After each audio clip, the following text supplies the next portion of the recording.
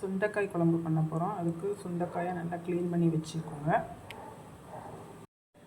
இந்த மாதிரி கொஞ்சம் கொஞ்சமாக போட்டு தட்டி எடுத்துக்கோங்க. இந்த மாதிரி கழுவி எடுக்கிறப்ப தான் இந்த விதையெல்லாம் வெளியேறும்.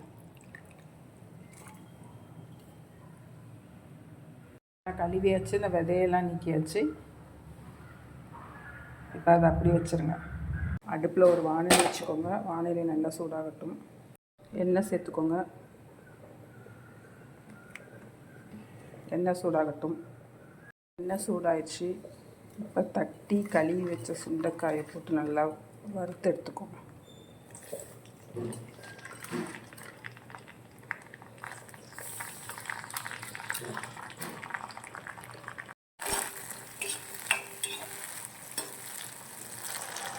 சுண்டைக்காய் நல்லா வதங்கிடுச்சு. அதை ஒரு பிளேட்டுக்கு மாற்றிக்கலாம்.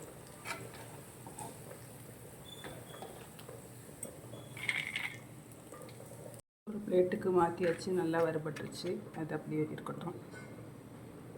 தேங்காய் கூட கொஞ்சோண்டு சோம்பு சேர்த்து அரைச்சி வச்சுக்கோங்க. தேங்காய் அரைச்சாச்சு, அதை தனியாக எடுத்து வச்சுக்கோங்க. புளி எடுத்து ஊற வச்சுக்கோங்க. இப்போ சுண்டவத்தல் குழம்பு பண்ண போகிறோம். அதுக்கு நம்ம சுண்டவத்தலை வறுத்து வச்சுருக்கோம். தேவையான பொருட்கள்: தாளிக்கிறதுக்கு கடுகு, பூண்டு, சின்ன வெங்காயம், தக்காளி, பச்சை மிளகாய், புளி ஒரு நெல்லிக்காய் சைஸில் புளி, மல்லிப்பொடி 2 டீஸ்பூன், மிளகாய்ப்பொடி, சாம்பார் பொடி, தேங்காயை சோம்பு போட்டு அரைச்சி வச்சுருக்கோம். இப்போ எப்படி சுண்டை வத்தல் குழம்பு செய்யலான்னு பார்க்கலாம் வாங்க. நம்ம சுண்டை வத்தல் வதக்கணும்ல, அந்த வாணலி அடுப்பில் வச்சுருக்கோம். எண்ணெய் சூடாகட்டும். தாளிக்கிறதுக்கு வெந்தயம், சீரகம் சேர்த்துக்கோங்க. சொல்ல மறந்துட்டேன். கருவேப்பிலை இல்லாதனால அதை சேர்க்கலாம். ஃப்ரெண்ட்ஸ், எண்ணெய் சூடாயிடுச்சு. இப்போ கடுகு உளுந்த பருப்பு சேர்த்துக்கோங்க.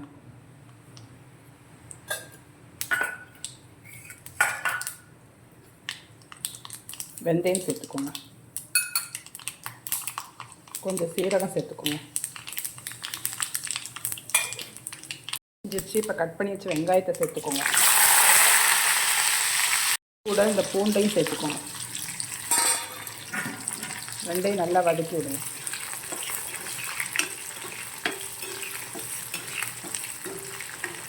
ரெண்டும் நல்லா வதங்கி வரும். வெங்காயம் பூண்டு ரெண்டும் நல்லா வதங்கி வரட்டும். வத்தல் இல்லை, அதனால் பச்சை மிளகாய் சேர்த்துக்கோங்க.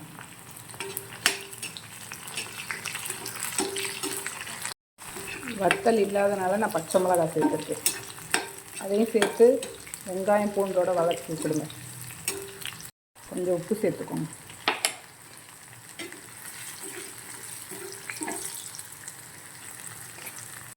பூண்டு நல்லா வதங்கிடுச்சு. தக்காளி சேர்த்துக்கோங்க.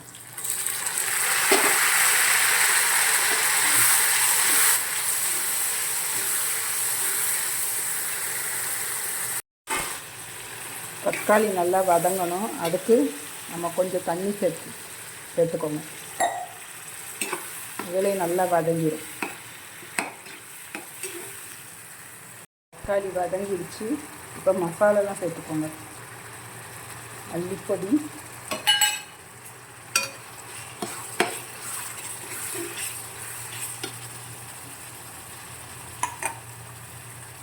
தனி மிளகாய்த்தூள்,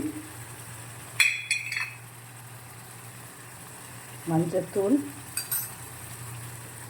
சாம்பார் பொடி.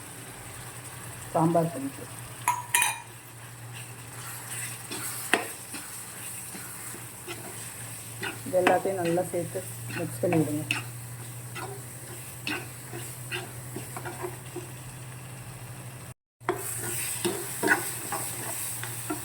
இப்போ வதக்கி வச்ச சுண்டைக்காயை சேர்த்துக்கோங்க. அதே இதோடு சேர்த்து நல்லா மிக்ஸ் பண்ணுங்கள்.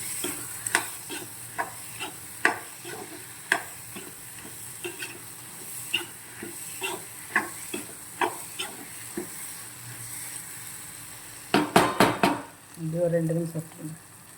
ஆச்சு. இப்போ கரைச்சி வச்ச புளியை சேர்த்துக்கோங்க.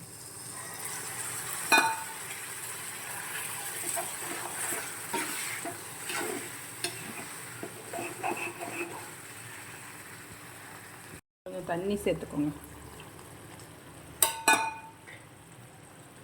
அதே நல்லா மிக்ஸ் பண்ணி விடுங்க.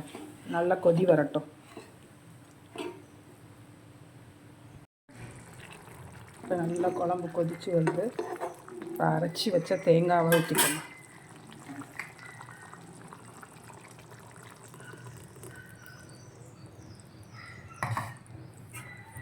அதையும் நல்லா மிக்ஸ் பண்ணிக்கோங்க.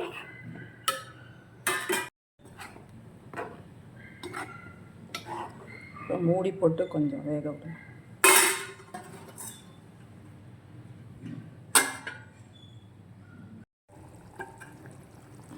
ஃப்ரெண்ட்ஸ், குழம்பு கொதிச்சுட்டு எண்ணெய் பிரிஞ்சு வரட்டும், இறக்கணும்.